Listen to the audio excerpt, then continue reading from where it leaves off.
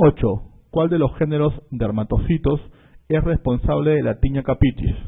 Cuando vimos dermatocitos nos quedábamos con 3 géneros importantes: Trichophyton, Microsporum, Epidermophytum.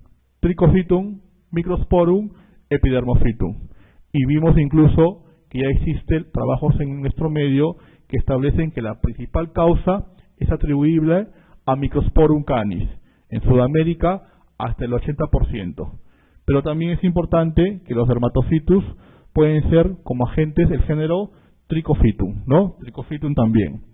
Recuerda que este género Epidermophytum no tiene, por lo general, acción a nivel de cuero cabelludo, ¿no? No tiene, por lo general, acción a nivel del cuero cabelludo.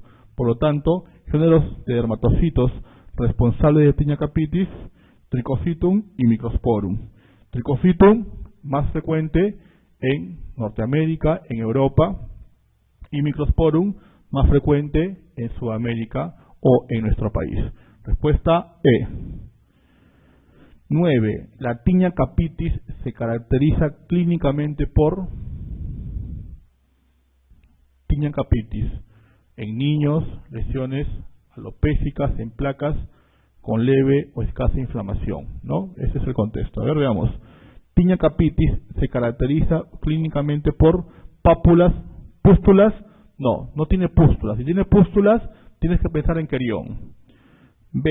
Placas alopécicas eritematosas exudativas. No tienen un contexto de ser exudativas, ¿no? C. Placas eritematosas escamosas o ligeramente escamosas y tonsurantes. Tonsura es en relación a alopecia, que es lo que define semiológicamente a estas tiñas. Eso es correcto.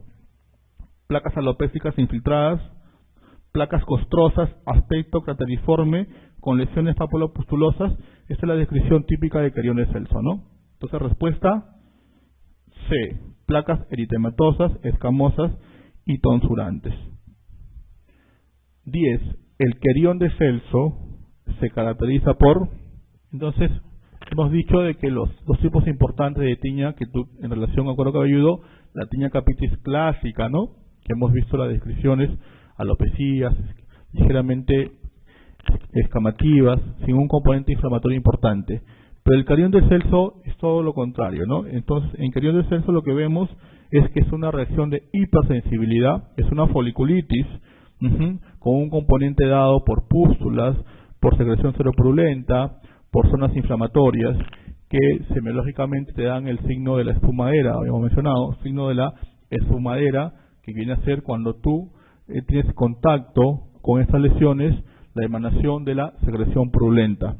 Ese es el querión de Celso. El querión de Celso se caracteriza es una reacción de hipersensibilidad, ¿sí?, al hongo y corresponde a una foliculitis aguda del cuero cabelludo. Recuerda que tienes que tratar la acción fúngica y también la sobreinfección bacteriana. Respuesta C. 10C. 11. Se conoce como herpes circinado.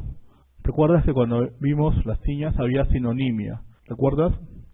Herpes es la descripción que daban los griegos por las lesiones circulares típicas de las lesiones por esos tipos de hongos a nivel superficial, que contempla una periferia con eritema y un centro con leve eritema, ¿no? Eso es lo que ellos describían como herpes, ¿no? Y los romanos llamaban tiñas por el contexto de parecerse a algo apolillado, ¿no? Cuando hablan de herpes circinado, se están refiriendo a la tiña corporal, tiña corporis, tiña del cuerpo. Herpes circinado, tiña corporis, tiña corporal, que recuerda es la tiña más frecuente en el contexto clínico, en los grupos principalmente preadolescentes y adultos jóvenes.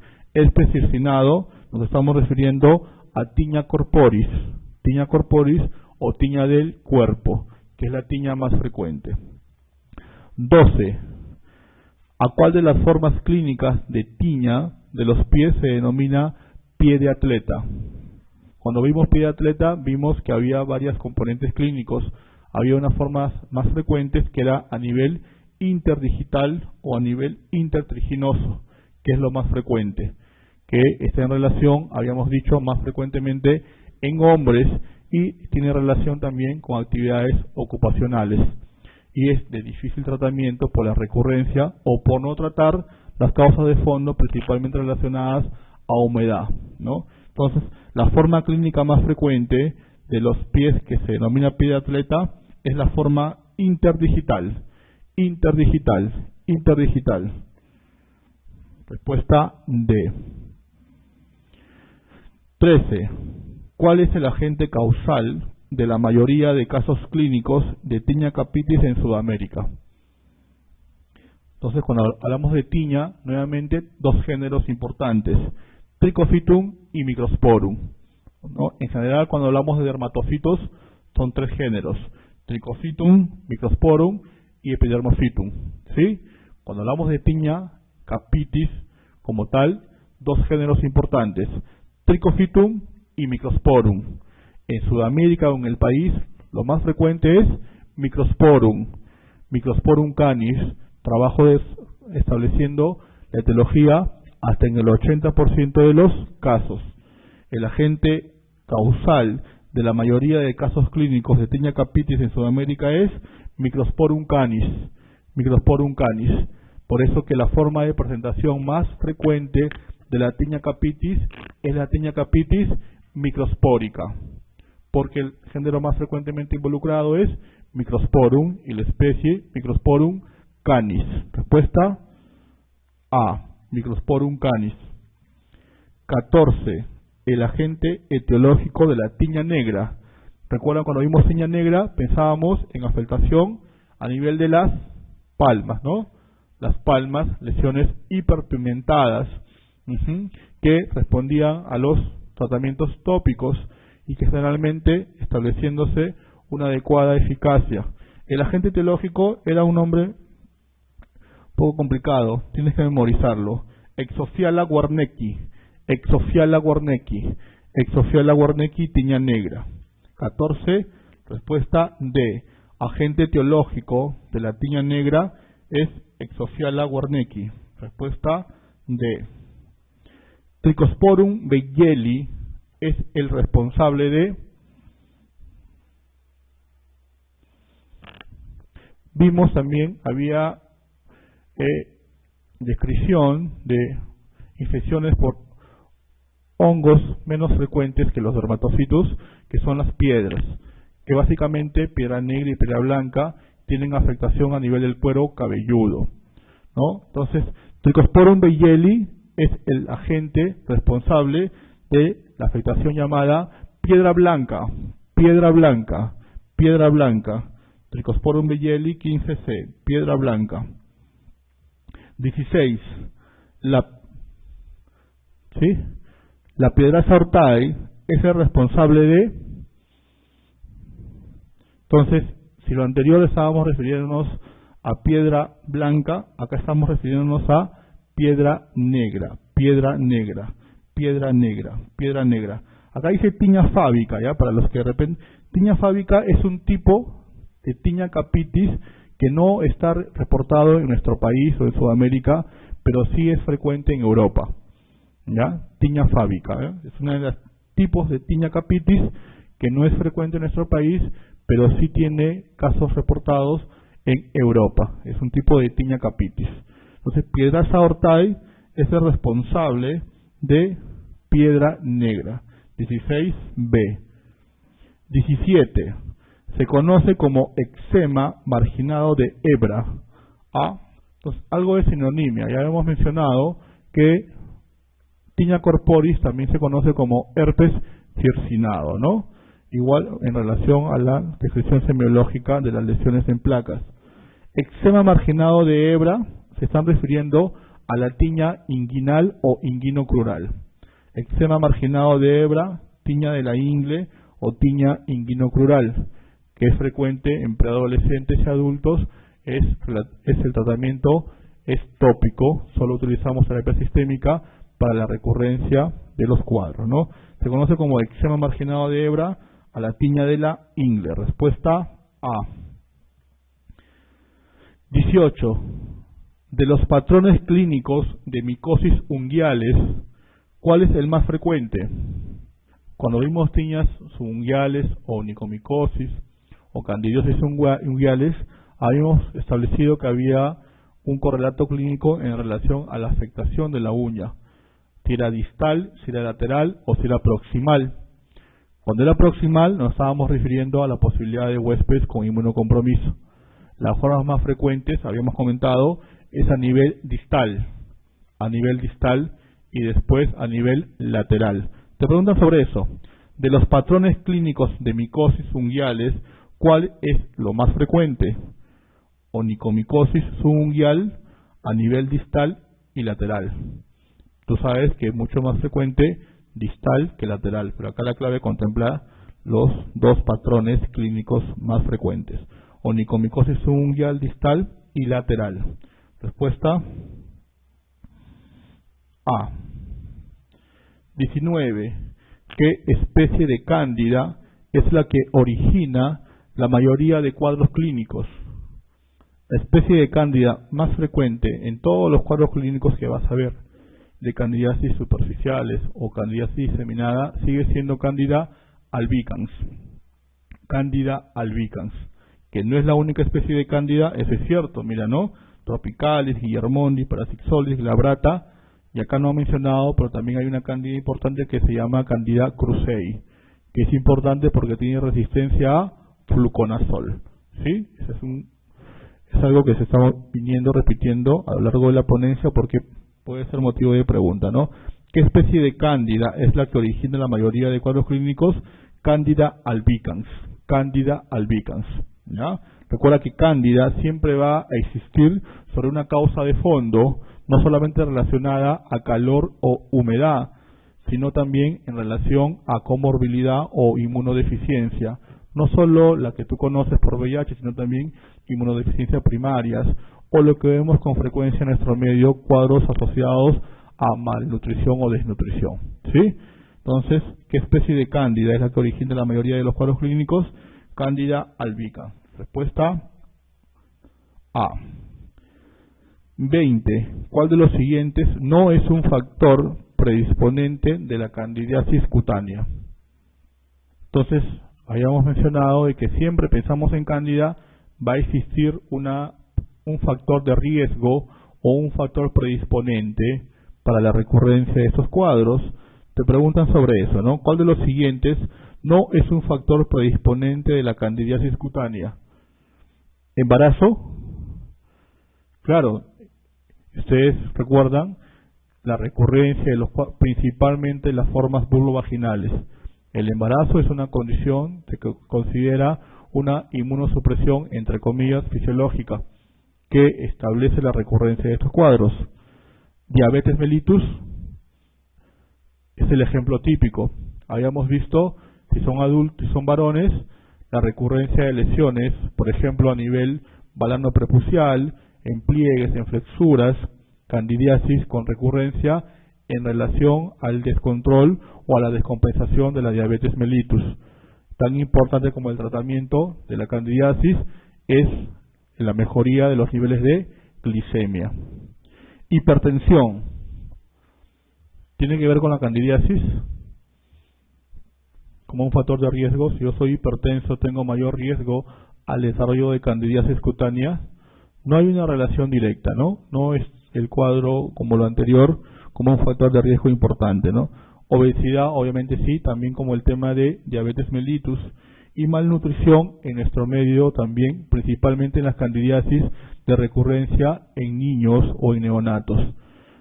El tema de que no es un factor predisponente clásico o más importante que los anteriores es la hipertensión. 20C.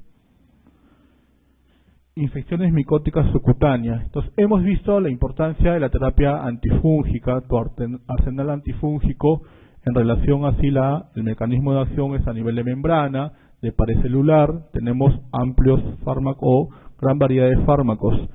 ¿Para qué? Para poder tener acción contra los diferentes tipos de afectación en micosis. Micosis superficiales, vimos que lo importante eran que tenían avidez por la queratina, ¿no? Por eso es que la afectación era a nivel de piel, de pelo, anexos y principalmente uñas. En micosis subcutáneas ampliamos el contexto topográfico porque va a haber afectación de tejido celular subcutáneo, pero a diferencia de lo anterior, las infecciones van a tener un curso crónico, con sintomatología incluso ausente o al inicio inespecífica. Son lesiones por lo general crónicas que conlleva terapias prolongadas, incluso por años. Están en relación a contexto epidemiológico, sí, en nuestro medio, básicamente en departamentos de la selva central y de la sierra, y obviamente las micosis subcutáneas están en relación a actividades ocupacionales, agricultura, horticultura, granjeros, exposición o contacto con tierras. Uno de los aspectos importantes es que estas formas de afectación por hongos van a conllevar o con facilitarse su afectación por lesiones cutáneas. Introducen en la piel por lesiones cutáneas, por espinas, por juncos, por rosales. Entonces, el contexto es que son infecciones que va a conllevar una afectación crónica. Y la gran mayoría describe a nivel histopatológico un patrón granulomatoso, ¿ya? Entonces, la más importante es que vamos a desarrollar, vamos a verla. Entonces, las micosis subcutáneas son infecciones causadas por hongos que se han introducido en forma directa en dermis, ya no solo a nivel más profundo, o tejido celular subcutáneo por medio de una lesión penetrante. ¿De qué vamos a hablar? Vamos a hablar de esporotricosis, de los micetomas, de cromoblastomicosis, lobomicosis, rinosporidiasis. De lejos lo más frecuente, la primera y la segunda, y lo más importante, esporotricosis, que se han preguntado, ¿no? Entonces, esporotricosis, micetomas como en orden de importancia. Veamos, esporotricosis, hablamos de una infección descrita como salud granulomatosa micótica crónica subcutánea, agente etiológico Sporotrichenki. La afectación por lo general clásica principalmente es a nivel cutáneo con compromiso linfático, ¿no? Ese es el patrón clínico clásico descrito llamado el chancro esporotricósico. Es menos frecuente la afectación sistémica, pero sí se puede dar, ¿sí? Pero es mucho menos frecuente. ¿Cómo se produce? Por un hongo dimorfo, Sporotrichenki, que se produce tras la inoculación accidental en la piel por material contaminado con las esporas. En el Perú es frecuente, sí, mira, Cusco, Puno, Ayacucho, Apurímac, La Libertad, Ancash, Cajamarca, Amazonas, Huánuco, y se considera una enfermedad ocupacional, relacionado jardineros, floristas, alfareros, carpinteros, agricultores, horticultores. Los casos clínicos te van a relacionar, por lo general siempre, una de estas actividades. Te van a decir jardinero, alfarero, agricultor, horticultor, que tuvo contacto con espina, que tuvo contacto con junco. Piensa, sí, como dices, en automático, en esporotricosis. Eso es importante. En infectología vas a notar que siempre vamos a dar importancia o relevancia a los aspectos epidemiológicos y ocupacionales. El hongo se encuentra en la tierra y en material vegetal fresco o seco como la paja, carrizos, astillas, espinas, juncos, musgos, pastos, flores, etc. Entonces, ocupacional en relación a afectación principalmente a nivel cutáneo por lesiones penetrantes. El agente causal es Sporotrichenki, un hongo dimorfo, o sea, tiene dos fases, filamentosa, micelial y otra levaduriforme. Clínica, la clásica descripción cutánea linfática. Cutánea linfática, ¿qué es lo que se va a dar? Es la forma clásica, el contexto es desarrollo, luego de la lesión penetrante, una pápula o nódulo subcutáneo, pequeño, que no duele, duro móvil en el lugar de una herida. Posteriormente, al cabo de semanas o varios meses, se ulcera formando el chancro esporotricósico. Luego aparecen otras nodulaciones siguiendo el trayecto linfático. Eso es la lesión cutánea linfática. Todo esto es el contexto clínico clásico de las lesiones por esporotricosis. Frecuencia, ¿a qué nivel? La localización más frecuente es en extremidades superiores e inferiores y más frecuente en extremidades superiores. Hablando de adultos, en adultos la lesión por esporotricosis más frecuente es a nivel de extremidades superiores. En niños el componente habitual o más frecuente es a nivel facial. En adultos lo más frecuente es encontrar lesiones en extremidades superiores e inferiores y en niños a nivel facial. Existe una forma que también es considerada cutánea, donde no hay o está menor el contexto de desarrollar lesiones linfáticas. Y por lo general esas son las lesiones que podemos ver en el contexto de afectación en niños. Entonces, dividiendo el contexto clínico, vemos que las formas más importantes son las llamadas cutáneas. La forma clásica, cutáneo-linfática,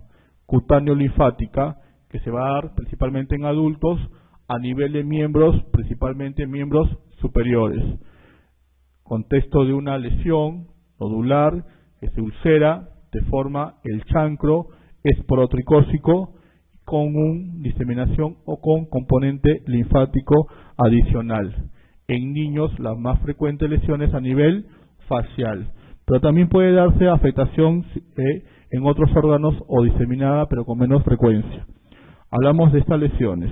Este es el famoso chancro esporotricósico, lesión ulcerativa, por lo generalmente no dolorosa, que en este caso también hay un componente a nivel facial, y este es el componente descrito por la afectación linfática. Lesiones nodulares que luego siguen el trayecto linfático que condiciona las clásicas lesiones cutáneas linfáticas. A nivel en niños, habíamos comentado, lesiones principalmente a nivel facial. Esporotricosis en niños menos frecuente que adultos, pero el contexto es principalmente a nivel facial, miembros superiores, pero contexto clásico, no en relación o menor afectación a nivel linfática. Diagnóstico. Exámenes directos no son de mucha utilidad, debido al escaso número de levaduras. Lo que nos da el diagnóstico van a ser los cultivos. ¿Qué cultivamos? Material obtenido de estas lesiones, del exudado, por ejemplo lo que hemos visto para el chancro esporotricósico, ¿no? Cuando hacemos biopsia, la biopsia lo que nos va, no es diagnóstica porque nos va a decir que es una lesión granulomatosa, que hemos visto que se va a dar como común denominador en la gran mayoría de micosis subcutáneas, pero hay que resaltar este nombre. En pocas ocasiones aparecen los cuerpos asteroides, que es motivo de pregunta. Cuerpos asteroides que vienen a ser células gemantes en el centro y un halo de radiación compuesto de un material eosinófilo, ¿no? Estos cuerpos asteroides, si te preguntaran, son propios de esporotricosis. Cuerpos asteroides propios de esporotricosis. Recuerda que el diagnóstico es el cuadro clínico característico y el realizar cultivos, ni serología, ni biopsia, ni tinciones directas. Diagnóstico es cuadro clínico, epidemiológico y el realizar cultivos. Tratamiento. Es interesante porque vamos a ver algo distinto a lo que vimos con micosis superficiales, es que el tratamiento de las micosis subcutáneas vamos a emplear fármacos considerados no tradicionales y en muchos de los casos vamos a emplear como terapia eficaz el empleo de cirugía, criocirugía o crioterapia por el grado de afectación o por la cronicidad de las lesiones. Por ejemplo, para esporotricosis el tratamiento de elección es el yoduro de potasio. Yoduro de potasio lo tenemos que dar hasta 4 semanas después de la desaparición de las lesiones. Para los que han administrado yoduro, esto viene como la presentación que hacemos para las sales de rehidratación, ¿no? Es muy similar. Entonces, Tratamiento de elección para esporotricosis en sus diferentes formas o en su forma clásica cutánea linfática es yoduro de potasio. En aquellos pacientes que muestren alergia a los yoduros o una inadecuada respuesta a estos, empleamos itraconazol. Itraconazol, dosis 200 a 300 miligramos, 4 a 6 meses. Es una de las mejores opciones alternativas. Yoduro de potasio, tratamiento de elección. Segunda opción, tenemos el uso de itraconazol. Y hay reportes, hemos visto que puede haber afectación en niños, principalmente a nivel facial. En niños se ha empleado terbinafina. Terbinafina, dosis 250 a 500 miligramos, ha sido manejada con buenos resultados. Es una opción terapéutica y adecuada en niños. Ketoconazol, recuerden que si bien es cierto, puede ser eficaz, estamos dejando de usar por el contexto de hepatotoxicidad y lo prolongado del tratamiento. Entonces, esporotricosis, recuerda, agente etiológico, Sporotrichenki, es una infección micótica subcutáneo, existente en gran parte de los departamentos de selva y la serranía de nuestro país. En relación a actividades ocupacionales, agricultores, horticultores, jardineros, la lesión principal es la existencia del chancro esporotricósico, que es una lesión que empieza con un nódulo que se ulcera, que sigue el territorio linfático. En adultos principalmente a nivel de miembros superiores y en niños a nivel facial. Tratamiento prolongado por largos meses. Terapia de elección, yoduro de potasio. Segunda elección, el uso de azoles podemos emplear, y también en el contexto de niños el tratamiento con terbinafina. Eso es lo importante en relación a esporotricosis. Al diagnóstico, recuerda, aparte del contexto clínico, cultivos, y que en la histopatología te pueden describir estos cuerpos asteroides, ¿no? Que son células eosinófilas inespecíficas. Cuerpos asteroides en relación a esporotricosis. Las tinciones directas quizás no son de mucha utilidad. Esporotricosis. Otro contexto de infecciones subcutáneas micóticas son los llamados micetomas. Los micetomas también tienen un curso crónico con tendencia a la existencia principalmente de lesiones en miembros inferiores. Sinonimia, pie de madura, maduromicosis. Lo definimos como una enfermedad infecciosa crónica subcutánea y como la anterior también granulomatosa. Acá sí la etiología es mayor y vamos a diferenciar, cuando hablemos de micetomas, vamos a diferenciarlo en dos grupos. Aquellos que son producidos por llamados hongos verdaderos o eumicetomas. O sea, existen micetomas que son producidos por varias especies de hongos llamados hongos verdaderos o eumicetomas, para diferenciarlos de aquellos llamados micetomas que son producidos por bacterias, o sea, ya no por hongos, pero reciben también el nombre de micetomas. Son un tipo de bacterias filamentosas aerobias llamadas actinomicetomas. Entonces, para ubicarnos, estamos hablando de una infección subcutánea, micetomas. Agentes etiológicos pueden ser propios hongos o llamados hongos verdaderos, eumicetomas, o bacterias llamadas actinomicetomas. No confundir con actinomicosis. Actinomicosis estamos refiriéndonos a otro tipo de infección bacteriana producida por Actinomyces israelí principalmente, ¿no? Por algunas condiciones clínicas que vamos a ver, por ejemplo, que fistulizan y dan secreciones, toman el nombre de actinomicetomas, pero no tiene nada que ver con lo que ustedes conocen como actinomicosis, ¿ya? Entonces, micetomas de dos tipos: el micetoma maduromicótico o llamado micetoma verdadero, porque es producido por eumicetomas, por hongos verdaderos. Departamentos, mira, Piura, Lambayeque, La Libertad, Amazonas, Ancash, Sierra Norte del país, ¿no? Y Amazonía. Micetoma actinomicótico producido por bacterias llamadas actinomicóticas.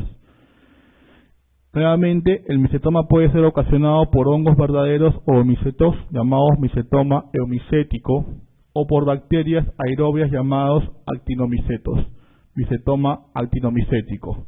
En grafiquito más importante, hongos verdaderos, eumicetomas, bacterias, actinomicetomas. De toda esta serie de agentes, el más importante es Madurella mycetomatis. Madurella mycetomatis. ¿De qué están hablando? Del agente etiológico más importante como causa de micetomas verdaderos o eumicetomas. ¿Sí? Madurella mycetomatis. Micetomas verdaderos o eumicetomas. Y los agentes relacionados a actinomicetos, diferentes tipos de bacterias. ¿Ya?